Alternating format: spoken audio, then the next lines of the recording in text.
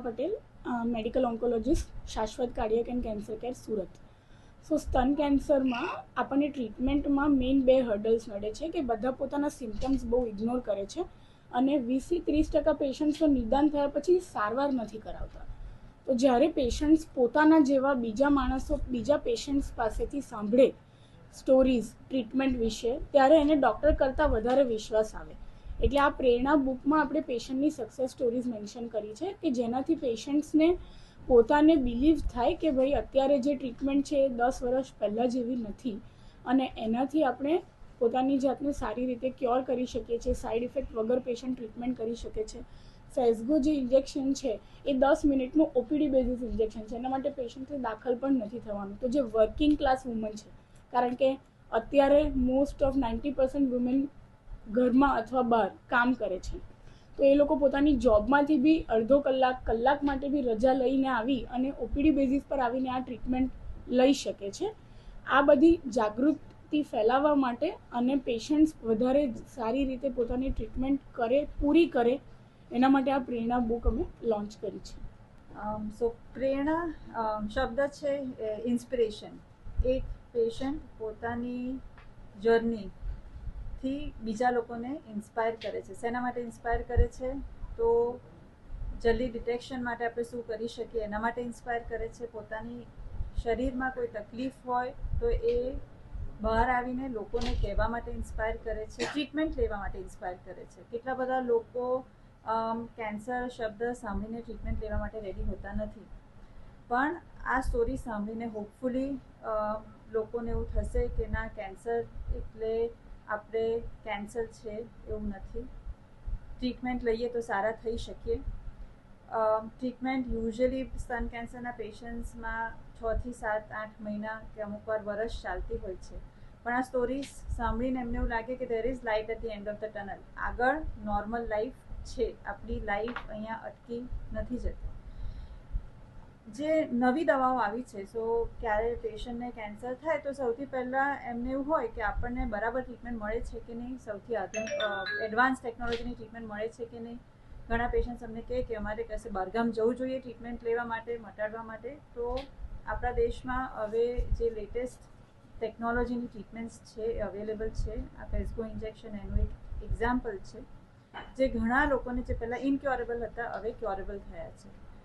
એટલે આપણે આપણા દેશમાં રહી અને વર્લ્ડમાં સારામાં સારી ટ્રીટમેન્ટ લઈ શકીએ છીએ. અને આ જે બુક લોન્ચ છે, અવેરનેસ છે, હવે જે નવું ઇનોવેશન્સ છે ઓન્કોલોજીમાં, કેન્સરની ટ્રીટમેન્ટ પહેલાં જેવી નથી, ઘણી સારી થઈ છે. જેથી આપણે ટ્રાય કરીએ છીએ કે પેશન્ટ ખાલી અમુક વાર કેન્સરના ડાયગ્નોસિસના લીધે એમનું આખું જીવન એટલે કેન્સરના રિલેટેડ આગળ પાછળ જ થાય છે, પણ આપણે ટ્રાય કરીએ છીએ કે એ ના રહે. પેશન્ટની નોર્મલ લાઈફ ડ્યુરિંગ ટ્રીટમેન્ટ અને આફ્ટર ટ્રીટમેન્ટ છે એના એક્ઝામ્પલ્સ. નમસ્તે, મારું નામ ડૉક્ટર ડીજી વિજય, ડાયરેક્ટર અને બ્રેસ્ટ કેન્સર સ્પેશિયલિસ્ટ, HCG આસ્થા કેન્સર સેન્ટર, અને ABSIનો હું પ્રેસિડેન્ટ છું.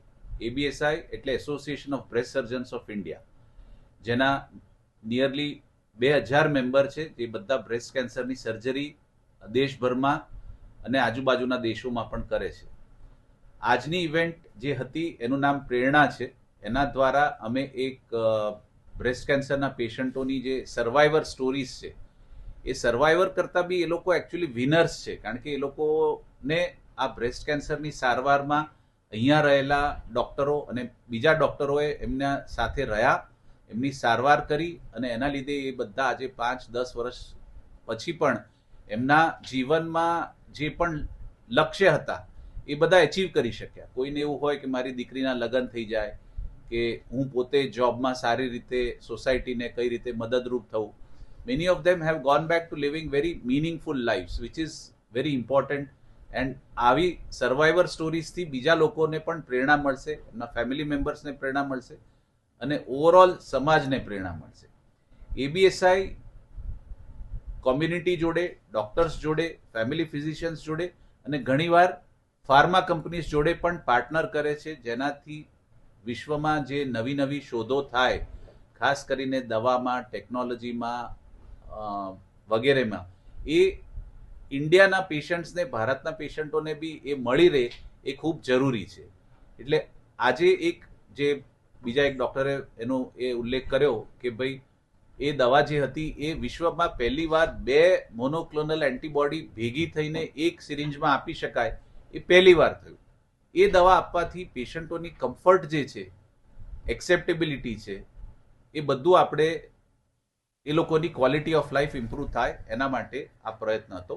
એવા પેશન્ટોની સ્ટોરીઝને એક ચોપડીના ફોર્મેટમાં, ડિજિટલ ફોર્મેટમાં કરીને આજે આપણે એનો વિમોચન ચોપડીનું કર્યું.